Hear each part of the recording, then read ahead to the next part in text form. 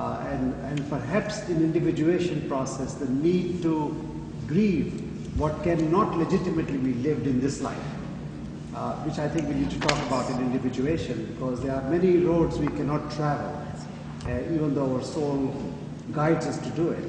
And I think that may be one important, the way the Hindu belief system gets around it is that we can live many lifetimes, and we must live what we must live in this life, and then defer what can be. But I think we don't have a parallel belief system in the West. So I'm wondering if the panel members would comment to share some of their views about it. Repeat the question. We need a summary. I have the answer so clear in my mind, if I repeat the question, I'll lose the answer.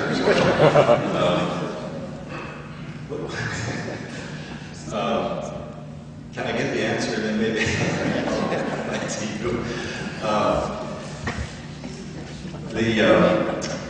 In terms of the dynamism of what I would call the unfolding of selfhood, I want to direct us to contribution of Kierkegaard. And Kierkegaard saw the self as a dynamic bipolar structure, which he had three dual pairs, and one of those pairs is the dynamism between possibility and necessity. And we only come to fullness of self by embracing both in relationship. So either element, just in its dyadic connection, is not yet a self. Self is the relationship between our possibilities and our necessities.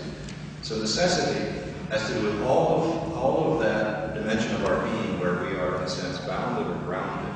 You know, has to do with our familial inheritance, the society we're born into, the assumptive base we carry, and so on, and just the givens of our existence. But even with all the radicalness of those givens, there is always an openness to our being. That's the possibility side of the equation. So limit is a way in which we, in a way, are coming to that dynamic relationship between these two dimensions of this construction of self, and that they come together in every given moment. You know, he's the father of existentialism. So we never do that work once and for all. It's always an open-ended process.